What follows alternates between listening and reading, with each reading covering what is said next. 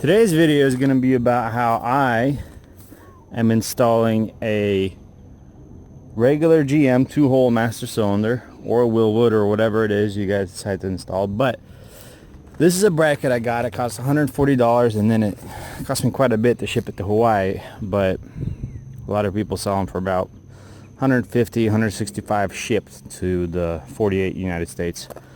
So I had to drill 2 holes here for these extra bolts and buy about $2.50 worth of hardware. And this comes set up for a booster, which I may or may not take the booster off of the Tahoe that I got this master cylinder off of. So it's a metric master cylinder for a disc. It's off an '05 Tahoe. But for now, I just drilled the 2 holes, and I'm going to see how it works with just the unassisted brakes. I bought a bolt, and I'm going to have to cut down into a round shape to fit in that hole. The only thing I'm seeing as an issue possibly here is that there's no, see, the pedal goes all the way back, so there's no back stop or whatever you want to call it. So that's that. So it's going to work. Should be installed right around there. There's 2 bolts on the steering column right here that it's going to secure to. I'm going to undo those. I don't know yet if it works with the factory handbrake, or if I'm going to have to cut the bracket, because I'm not removing the factory handbrake. There's no point. I'm just going to try to refurbish it, see what I can get working. Ow! Clutch is a little sticky because the frame is a little, well, the cab is not sitting quite right on the frame, and the clutch is part of the frame, so everything else works okay-ish. So I've run into a little snag. This is where the rod used to be for the parking brake, and I'm still going to try to use that after I'm done with this. But so I removed that. You're going to have to remove this bolt and that bolt. And so, as it turns out, this is not a bolt-in install. It's cut your dash, replace certain pieces install. So, mocking up the brake pedal. This is where it's going to be.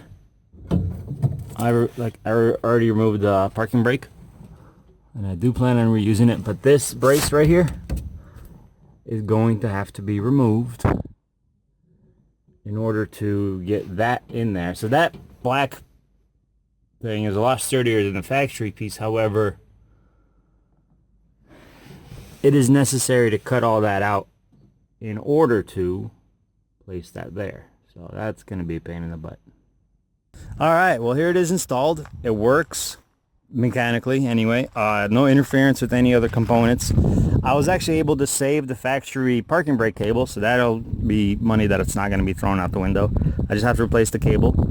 I'm not using it in its design configuration with the booster. I'm using it as a master alone, and this is an '05 Tahoe master, which doesn't work with that firewall seam, so I may be switching to a '68 Camaro master.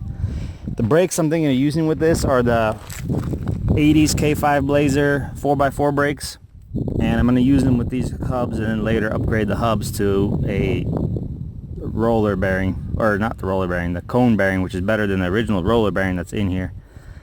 And that, or I can go with the 5-lug conversion using the 70s single piece 69 through 77 GM stuff, and that'll open up my wheel options. But I'm kind of thinking of staying with the 6-lug and keeping the 390 gears in the rear and all that for now. So I was able to retain the factory parking brake, like I said.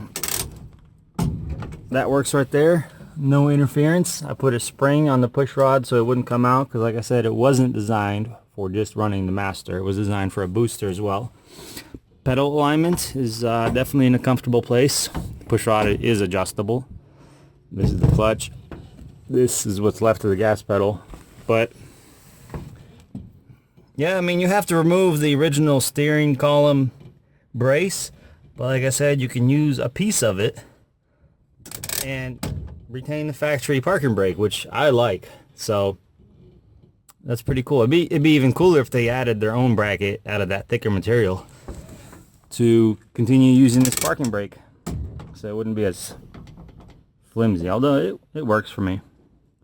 So yeah, now I just got to work on the rust on this pile, and I got the factory bed. I'll be putting that back on as soon as I can. I just got to get some fenders from Rick at Classic Truck Rescue. He's a good dude. I talked to him recently. So we're making progress left and right with this truck. It's just a matter of working hard and chasing down parts.